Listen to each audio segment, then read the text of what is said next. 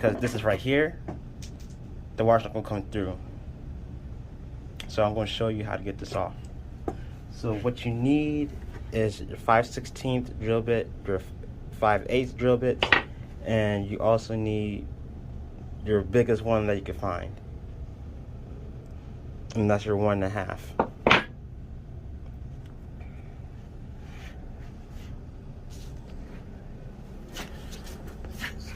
And so I already started with this one already.